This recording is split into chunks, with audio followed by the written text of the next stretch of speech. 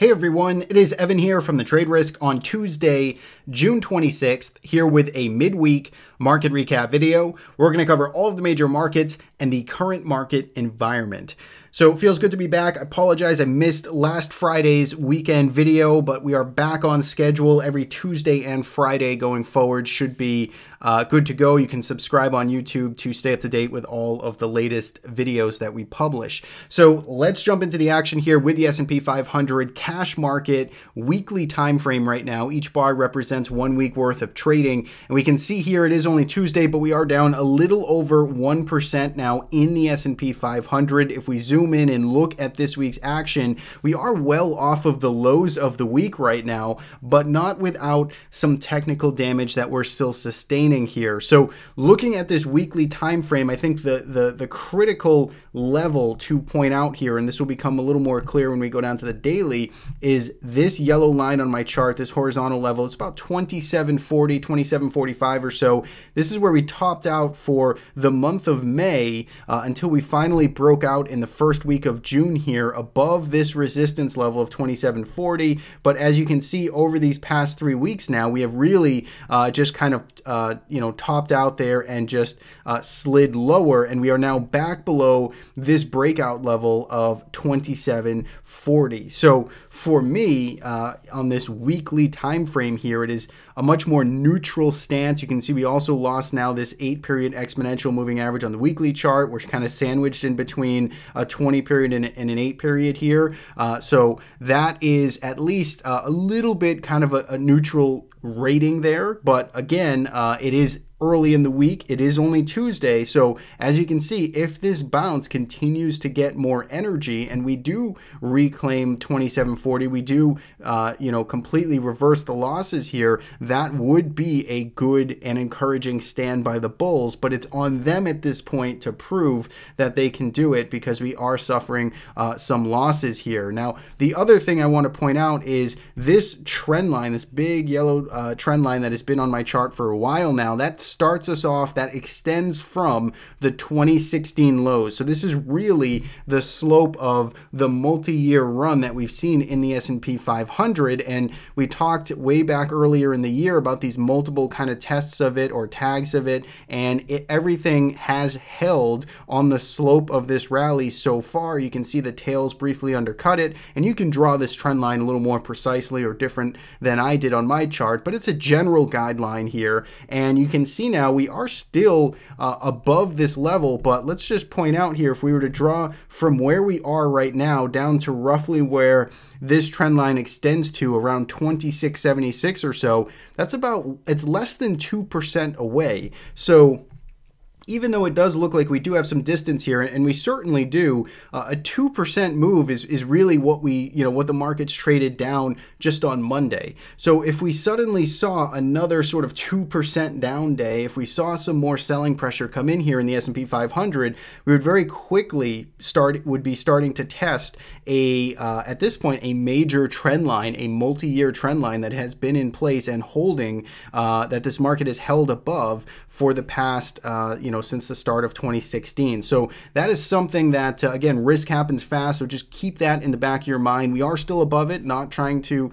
distill any panic here or say that we definitely have to get down to that level. But I think it's a good reference point to keep in mind and something to be aware of when we're looking at the bigger picture time frame. So that's enough there on the weekly. Let's go down to the daily chart here. And this is the daily chart of the S&P 500. Now, here's that yellow line that we broke below this Monday. So we had a 1.37% down day on Monday. Again, that was well off of the lows, making ourselves all the way down to about 2,700 even on Monday. We did rebound and close a little bit off those lows, and then rebounded a bit more here on Tuesday. So as it stands now, the way I look at this market here in the S&P 500 is looking at the moving averages here, we're starting to get a bearish cross down. So the 8-period is crossing below the 20-period. Price is below all of that, and we are now below this resistance level. So this is that 2740 level. So for me, when I look at this market here, it is suspect. It is a little little bit what I would consider at least vulnerable, or it needs to be proven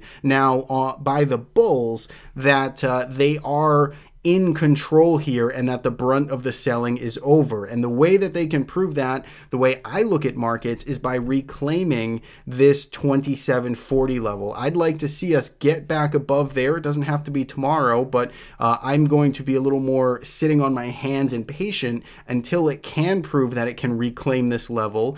And until and if it does, I would say the momentum now has clearly kind of shifted to the seller's benefit. Now, it is possible, like I say, it is very possible that this could have been the washout here, and perhaps the selling is over. Perhaps that was the extent of it. It was a shakeout here. We broke down through support, ran stops, and maybe that's all she wrote for the bear case in the short term. But again, I'm not willing to make that bet until I see evidence, until I see further proof. So for me, 2740, that becomes critical. And again, it's not exact. 2745, it doesn't really matter. You can use the moving averages. You can use, last Thursday's low. You could use Monday's high. Just this general area here is what I'd like to see us closing back above to get a little more confident in that long exposure. Now, the flip side here, if you're a bear, what you essentially want to see is really a few more sessions that look just like this. So today was an inside day. It was lighter volume. We didn't close at the highs of the session. And if we just kind of move sideways and grind a little bit higher here for the next 2 or 3 days, you form what many would consider a bear flag. And that would be a potential continuation pattern after, Monday's impulse leg to the downside. So you'd have a little 2-day kind of reprieve here from the selling, and then that would lead to a potential kind of breakdown and new lows to come. So that is the bearish scenario. That would be the outlook into the end of the week that you would want to see. And, I think those are really the two strong cases at this point, or the two levels to pay attention to in the short term is about 2740. The downside, you really could use, given the fact that today's an inside day, you very, very tactical traders will use today's lows as a momentum level, as a level if we break down to potentially short into. And then really you have the lows from Monday right around 2700, and 2700 also carries some weight to it. So it's the bottom end of this May consolidation. And as you can see, back in April, it was an inflection point. Back in March, it had some inflection point and some support developed in here. So this 2700 level, a bit psychological, but also carries some weight with it. If we start breaking below there, then the next logical spot for me is this trend line that we talked about, and things get real dicey real fast if we start to break down below there. But we're not there yet. It hasn't happened, but it's good to have a plan and be aware of these levels and scenarios. That way, when it does happen, you're not completely caught off guard. You have a frame of reference, and you can act rationally and make some smarter decisions there. So that is the S&P 500. A bit vulnerable now. Short-term sellers have control, but let's see now, kind of wait and see to see what that next move really materializes into. So that is the S&P 500. Let's go to the Russell 2000. So this has been the nice strong leader as of the past, several months at this point. But this suffered some damage. And look at the volume that came in here on the Russell too. It's the highest volume we've seen since essentially the real, the big drop in February. So some good selling coming in, or some good selling, but some good volume is really what I meant to say, coming in recently. And here's the line in the sand for the IWM. Notice it's much more shallow. You can see we are still trying to hold on to the 20-period EMA here on the daily chart. This level around 167 or so, I'd say that's the important level as we sort of topped out here in early June and then carved out some support in here. So there's kind of a lot of supply over here, recent supply too, over the past week or so of trading. And again, for the IWM, I'd like to see us reclaiming essentially Monday's highs. I think that's the reference point I was telling subscribers on all these major indices. Let's see if we can reclaim Monday's highs. That's the line in the sand for me, and that's what I would pay attention to here as well in the Russell 2000. Still arguably holding up the best on a relative basis. We're still only at this point 2.5% off of these all-time highs. So again, very, very minor at this point, but still a little bit of short-term technical damage there. And finally, the NASDAQ 100 has kind of similar pattern here. 174. That's the line in the sand there. It's essentially Monday's highs. It's also where, again, we found support over the month of June and essentially created this little kind of mini topping pattern here. We were fortunate enough to jump into the short side of the Qs back here on Thursday, jumping in the inverse ETF SQQ and rode that down. I was fortunate enough to come into this nice gap down on Monday, which we did proceed to cover all of our short here yesterday. It was just a tactical reversal trade. Wasn't looking to get too greedy. Wanted to lock in those gains, but would be interested in potentially reshorting this if it presents itself. But at this point, again, I really want to sit on my hands and just wait for more evidence to sort of accrue here.